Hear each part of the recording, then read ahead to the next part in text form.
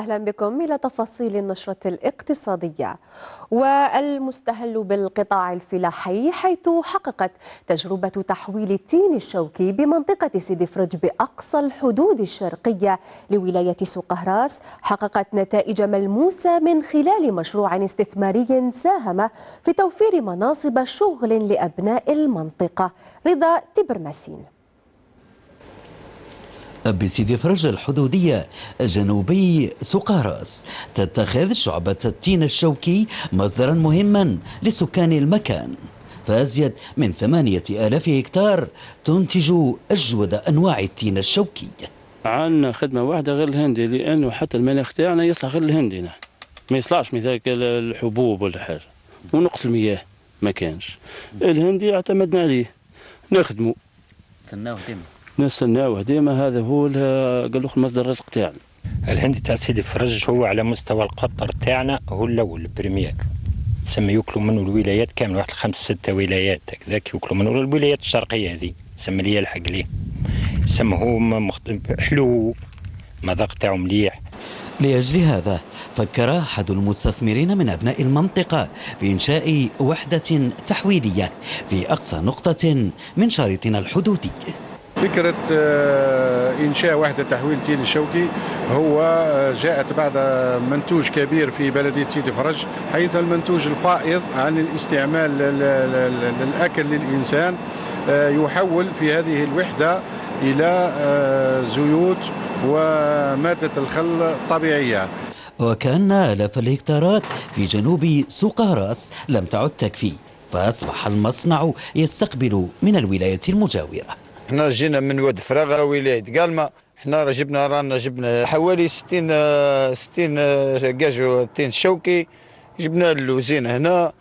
يكفي لنؤكد مرة أخرى أنه ولطبيعة بلدية سيدي فرج النائية حتمت على سكان المنطقة جعل مداخيل التين الشوكي أهم الموارد المالية لهم.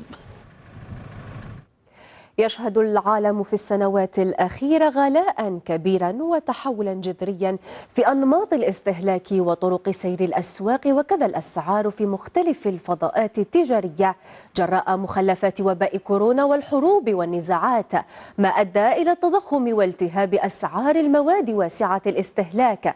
هذا ما توقف عنده زملاؤنا في جريدة لو كوتيديان دوران في افتتاحية عبد بن عبو، الذي عاد بالتحليل إلى مشهد غلاء الأسعار في بعض الدول.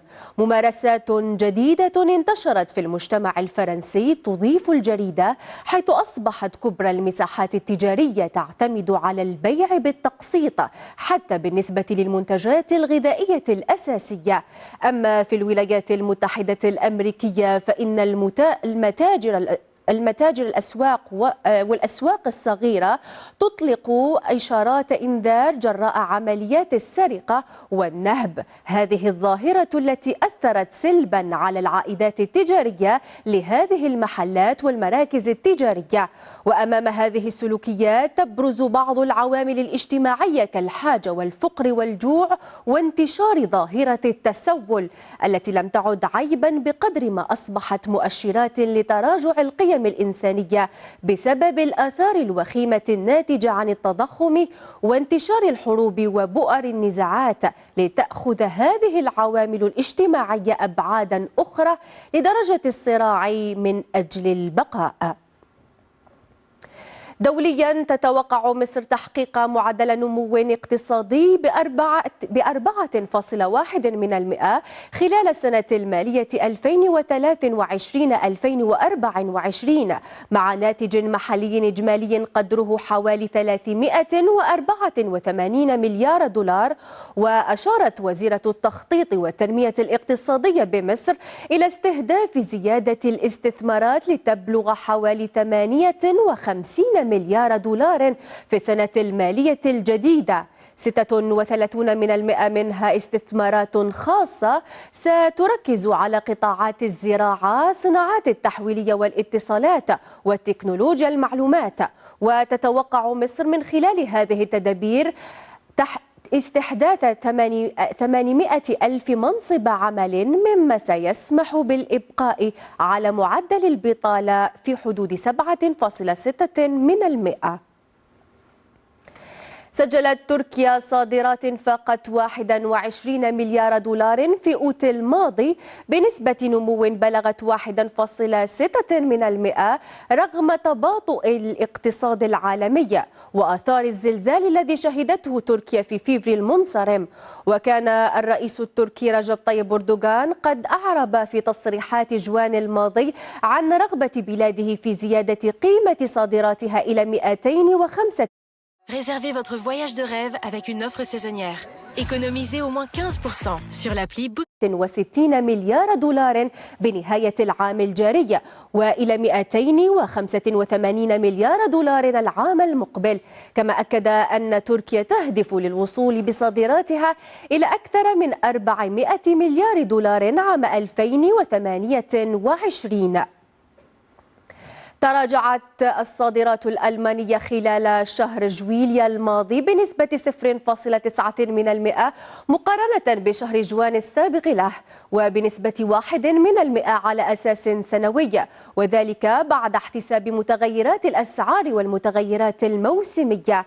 وأوضح مكتب الإحصاء الاتحادي الألماني اليوم أن إجمالي قيمة الصادرات الألمانية خلال جويليا الماضي بلغت 130 مليار يورو فاصلة 4، فيما تم استيراد بضائع من ألمانيا في نفس الشهر بقيمة إجمالية قدرها 114 مليارا ونصف مليار يورو بزيادة قدرها 1.4% مقارنة بالشهر السابق وبتراجع قدره 10.2%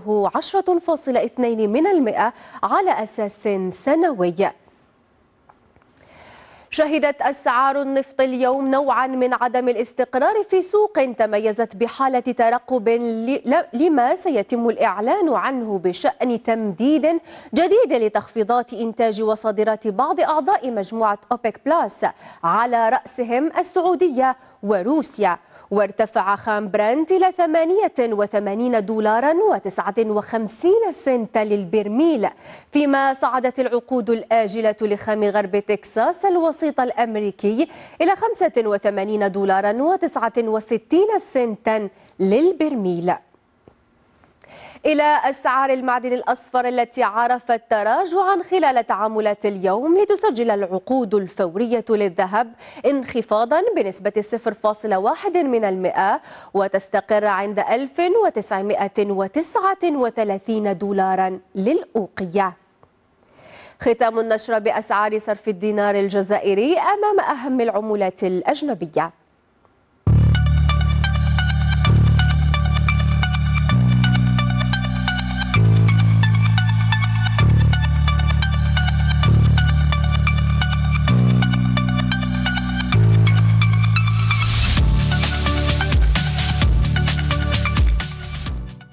ختام النشرة الاقتصادية، شكرا لكم على كرم المتابعة والإصغاء، في أمان الله.